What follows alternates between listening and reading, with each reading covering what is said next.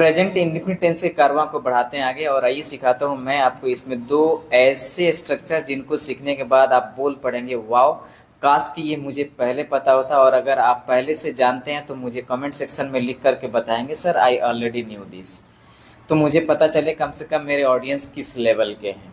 तो आइए शुरू करते हैं। नंबर 1, ये उस बारे में है कि कोई ऐसा बंदा है जिसमें एक ऐसी आदत है जो बार बार करता है उस चीज़ को। लाइक कोई ऐसा इंसान है जो आप उसे देखो जब भी हंसते रहता है, आप सेंटेंस वहाँ बोलते हो वो हंसते रहता है। कोई ऐसा कैरेक्टर है जो हमेशा पढ़ते ही रहता है, आप उसे तो जब देखो पढ़ते ही रहता है, वो पढ़ते रहता है, वो खेलते रहता है, वो गाना सुनते रहता है। इस तरह के सेंटेंसेस को बोलने के लिए कई सारे फॉर्मल और इनफॉर्मल तरीके हैं जिन्हें आप अपना करके आराम से ऐसे सेंटेंसेस को बोल सकते हैं। आइए देखते हैं कुछ स्ट्रक्चर। पहला है सब्जेक्ट प्लस कीप या कीप्स प्लस वर्ब फोर। जैसे अगर सेंटेंस है वह पढ़ते रहता है तो आप इसको ऐसे बोल सकते हो, ही कीप्स स्टडिंग। दूसरा, आप कीप के बाद ऑन लगा करके उसके फ्रेज का हेल्प लेकर के भी बना सकते हैं, ही कीप्स ऑन स्टडिंग। आप चाहे तो कीप को गो से चेंज कर सकते हैं, ही गोज ऑन स्टडिंग। इसका भी मतलब वही हुआ, वो पढ़ते रहता है। आप चाहें तो इसका एक और चेंज ला सकते हैं, that is he continues to study, वो पढ़ते रहता है।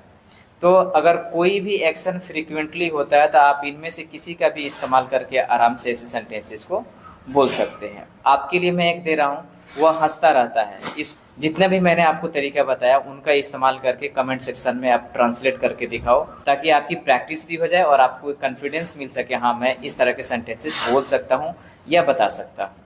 आगे के स्ट्रक्चर बताने से पहले मैं आपको कुछ कहना चाहता हूँ। आपको वाकई मेरी बताई हुई चीज़ें अच्छी लग रही हैं, मेरी पढ़ाई हुई चीज़ें यूजफुल मालूम पड़ती है, तो प्लीज़ मेरे वीडियो को आप ज़्यादा से ज़्यादा लोगों में तकसीम करें, बांटें, ताकि मुझे एनर्जी मिल सके कि मैं अपनी मेहनत पे कंटिन्यू रहूं। अगला स्ट्रक्चर बताने से पहले मैं आपको सीन बता देता हूं कि उसको कैसे आप यूज करेंगे।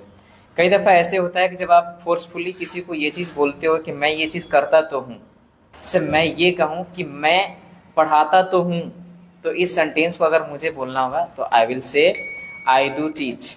वह जाता तो है, he does go, he does go. आप अंग्रेजी सीखते तो हैं, यू डू लर्न इंग्लिश।